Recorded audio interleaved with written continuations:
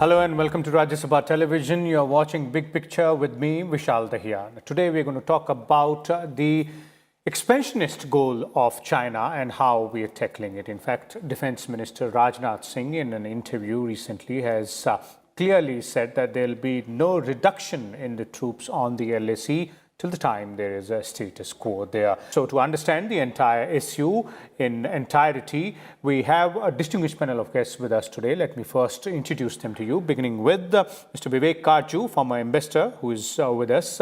We also have Dr. Sreeram Chaulia, foreign affairs expert, and Dhruv Katoch, the director of India Foundation, is also joining us. Welcome all of you gentlemen to Rajya Sabha Television. Dr. Chaulia, two aspects where I'd like to bring you in. One, as Mr. Karju is pointing out, that India has always believed in peaceful coexistence of all its neighbors along with itself. But given the fact that China seemingly has not responded positively to these, this particular policy which India follows and tried to, push its own expansionist agenda, the way we have reacted, the way Indian government has put its best foot forward here, and Defense Minister also making it clear in his recent interview, that is exactly the situation right now. But what from here onwards? Vishal, if you take a global perspective, there is this big US-China rivalry, or new Cold War as it's being called. It became very hot in 2020. And despite the change in administration in the US, the consensus appears that the US in particular, to a lesser extent the Europeans, the West as a whole, will continue to eye China with more and more suspicion, and will look to try and put brakes on China's expansionism.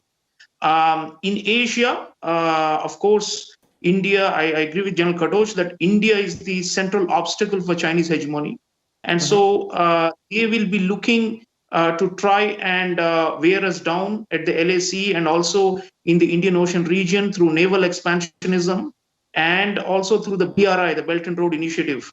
But on the other hand, the fact that there is this global divide between the West and China, we should be able to exploit it. I think Dr. Jaishankar has been writing and talking a lot about this, our foreign minister, that, as per the Chanakya Niti or the Realpolitik, we should be aware of these fissures and should exploit them to our own advantage. Now, whether we would like, a war between the US and China, I mean, that's a bigger question. Great power wars can become world wars.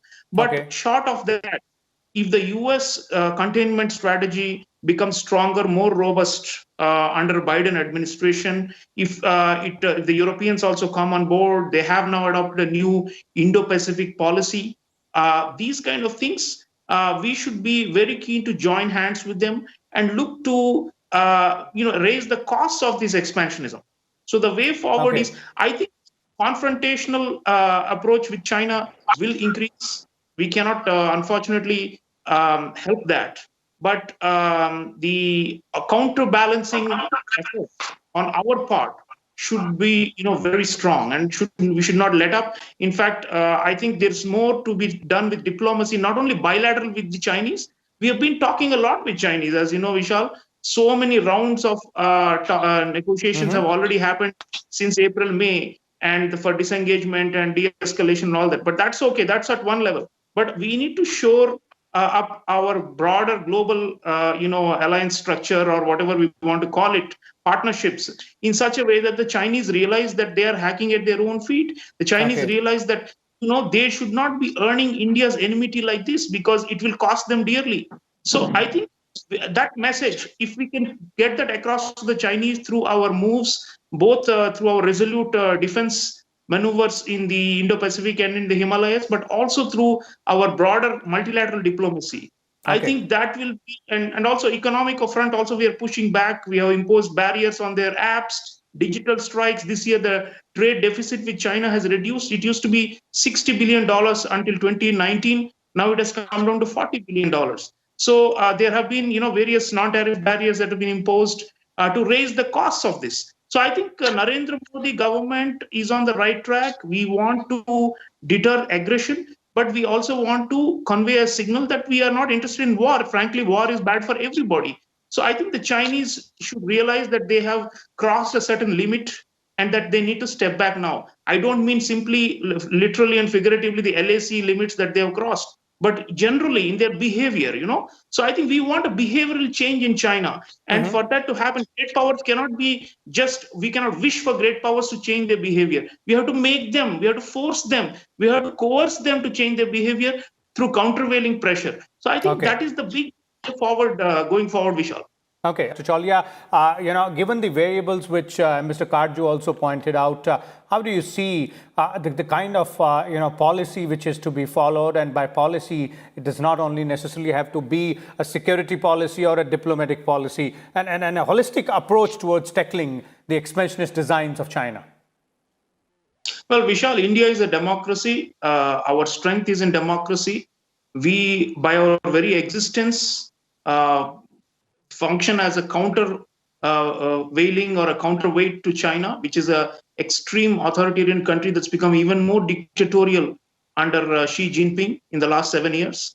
And so I think it's very important that we play upon this card and bring together a wider circle of friends and admirers and integrate with them and clearly focus on one thing. Because one of the problems with the Western countries, the Europeans and the Americans, they're often distracted by Russia. For everything, they have this focus on Russia as a bad, apple, and that they need to sanction and to punish Russia. And what that has done is given the Chinese a lot of leeway, and the Russians would do all the talking and the firing from the front and face it from the West, while the Chinese behind the backs carry on and become bigger and bigger and more unmanageable. So I think our goal should be to convince a lot of partners, especially in the Western world, but also in the developing world, that China poses a major problem. We have not been able to create an alternative to the Belt and Road Initiative, but there are smaller initiatives we are doing with Japan in the form of the Asia-Africa Growth Corridor, the Partnership for Disaster Resilient Infrastructure. Such kind of initiatives we need to expand in a bigger way. We don't have all the resources to put on the table to win over the entire developing world and free them from the Chinese clutches. But together in partnership with Quad allies, with other members, like-minded countries in ASEAN and elsewhere, we can, work around this Chinese pressure that is mounting. And I think we need to be very clear about our goal within the country. I agree with General Kotouch. Nationalism is important. Nationalism, those who challenge nationalism and say we should coexist with China, let the Chinese step back and restore the status quo ante. Let they not violate the agreements we have had since 1993, which Dr. Jaishankar pointed out. Then let them reduce the trade deficit. Let them support India's permanent seat in the UN Security Council. Then we can relax some of the nationalism. Right now, the Indian nationalism should be oriented in a direction where we should not be diverted. The West is diverted by Russia. Let us not also be overly concerned with Pakistan, although Pakistan poses a problem. Pakistan is a proxy of the Chinese. Let us aim at where the source of the major national security challenges this country is facing. Let's all unify as one country and say no to Chinese hegemony. I think the Chinese will get the message. Right now, they're trying to divide our country. They're playing one against the other and trying to take advantage of our open society like they've done in Western countries and also with Australia. So I think this is the time for India to really put its foot forward and say, we will not tolerate any more of this aggression. I think the moment the society is strong and unified, our Prime Minister is willing to go any length to defend this country. So I think this is the crunch moment. 2020 revealed the true face of China, and we will see 2021 onwards how India, the true face of India as a rising power, we need to show it. Okay, definitely. That is true there, that 2020 has revealed the true face of China. Thank you so much, Dr. Chaulia and Mr. Karchu, as well as General Kotouch, for sharing your important views on this very, very significant aspect, which is dealing with China's expansionist agenda.